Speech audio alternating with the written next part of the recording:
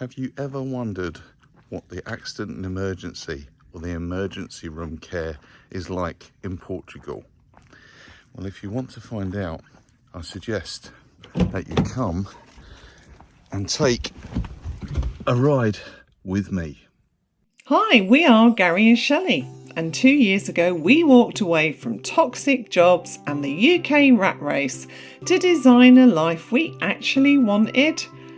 Not rich, not retired in the old sense, but definitely free. Each week we will talk about the myths of retirement, the reality of burnout, moving to and living in Portugal, and how to change your life before it's too late. So I've pulled over before I go into the hospital here and show you some of the bits and bobs. I just wanted to bring you up to date on the story so far. As I mentioned last week, we did an episode on the healthcare system, the national healthcare system in Portugal, and our experiences using it. And part of that experience was Shelley, a couple of weeks ago, had an operation to remove her gallbladder. All was good. Everything was going fine until this week, where she had some pain and discomfort. And we rang a telephone number, like an urgent care line, just so that we could get some information on it. And they essentially referred her to accident and emergency, or the Urgência in Coimbra. So that sort of brings us up to date. And we thought, well, look, we've just done this episode on the healthcare system, and now we're in the unfortunate situation, Shelley's fine, by the way, but in the unfortunate situation where we're having to check out and experience the urgent care or the accident and emergency, or the emergency room, whatever you want to call it. So what a great time, basically, to give you an update on that and go through exactly what the processes are to get into the urgent care first of all, or get into the emergency room first of all, and then the ongoing treatment and the process around that as well. So I think we'll dive into it now and give you some more details on how that works. So, what is the process for if you have an emergency in Portugal? There's two types of numbers. There's the 112, which means you have a life-threatening situation. And then there is the SNS helpline, which is another number, which we'll put on the screen now, which you phone to be able to be triaged. Now, before phoning that number, I tried to cheat and email my local surgery to see if I could see a doctor, emergency doctor, but that was no, you have to phone this number, or I had to go down the doctor's at 8 o'clock in the morning where we live, but I knew that there's no way I was going to last that long. So I phoned that number, and when you phone it, you get an option at the start to press 9 for English. I pressed the 9 for English. I didn't wait very long for the phone to be answered, and I spoke to a very nice nurse. The nurse assessed the information, and then she said a doctor, or she transferred me actually to a doctor, who then triaged me. And from that triage, you get sent a SMS message, and that's basically your passport into the emergency hospital. They don't let you in here without that referral, so you need that when you come to the hospital. So what happens next? After you've sorted out that you can actually get into the hospital, into the A&E emergency room department, then you've got to then get to the department. We've got it here right behind us here in Coimbra, and now there's a system that you need to follow once you're in there. So the first part of the system on arrival is you need to take a ticket, and the ticket type that you take is relevant to how you've been referred to the accident and emergency department. So a little bit of translation is required, but as with everything, if you don't know what it is, then ask the question. Now, once you've got the ticket, you can go and sit in the waiting area, And in the waiting area, when your ticket is called, you'll be called to one of the reception desks, the balcony.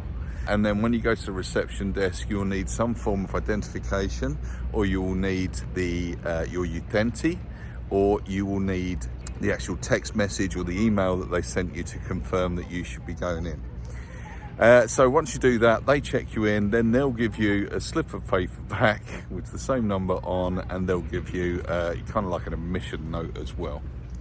And once you've got that, then you go back to the waiting area, and then you wait to be triaged, and that's the most important bit. So you wait there for a period of time. We were lucky. We probably had about under an hour from the time we arrived here to the time that Shelley got seen. And obviously when your number gets called out on the screen or gets called out, then that's it. Go into the triage, and then you're on your way. And then the process of getting you assessed can start. Everyone gets triaged the same way. The people that have come in with the bomberos from the ambulances, the people that have been referred from the SNS like me, and other urgent things as well.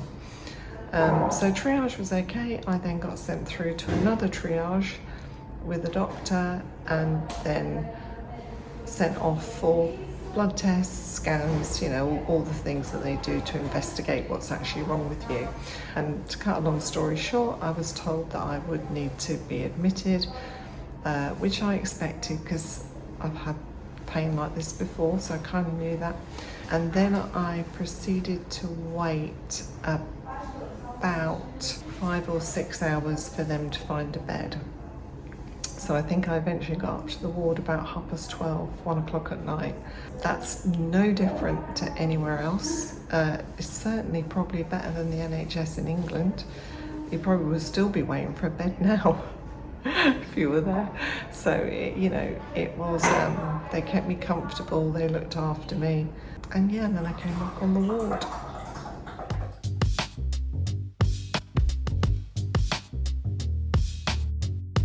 Number 1, get your NIS number. Your NIS number is a social security number. Nothing happens without this, okay? Now on new visas, people coming over to the country now, and NIS is automatically required for your visa. But for people that are already in the country, you need to get your NIS because you will need it for your visa renewal. So a NIS is a social security number.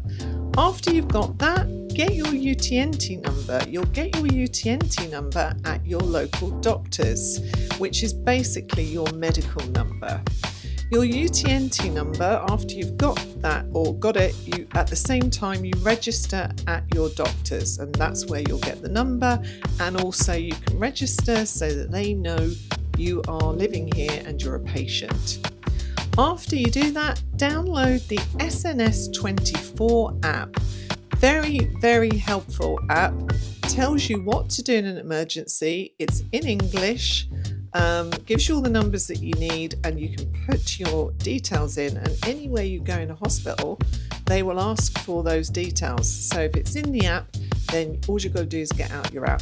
Nice and easy. Finally, download this form from Safe Communities Portugal, okay? Safe Communities Portugal is a really good site to bookmark. It's all full of excellent information for immigrants, and they do a form called an emergency contact form. And you know what it's like. If an emergency happens, we all panic. And actually, if you've got written down where you are, where your house is, what your numbers are, what your NIFs are, and all of that information, then it takes you away from having to think when you're a little bit under pressure, and you can just use the form and go through the details.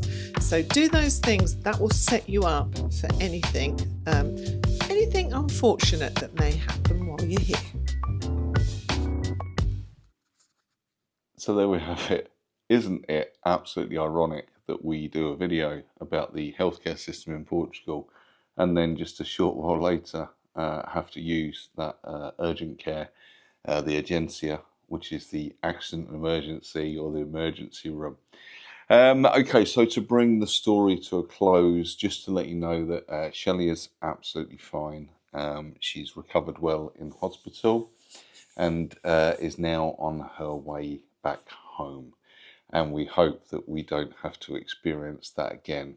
But what we did learn, obviously we wanted to put into a video so that other people could have something to give them a good idea of what really happens if you need that service, because it is quite daunting. And you know, obviously if it's a absolute emergency, as in life-threatening, then you just dial that 112 number and you're going to get an ambulance and you're going to be taken care of. That's not an issue.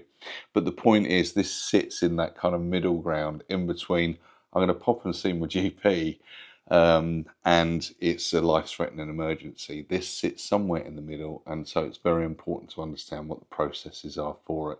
And it's probably a service that people are going to need more than possibly the other two.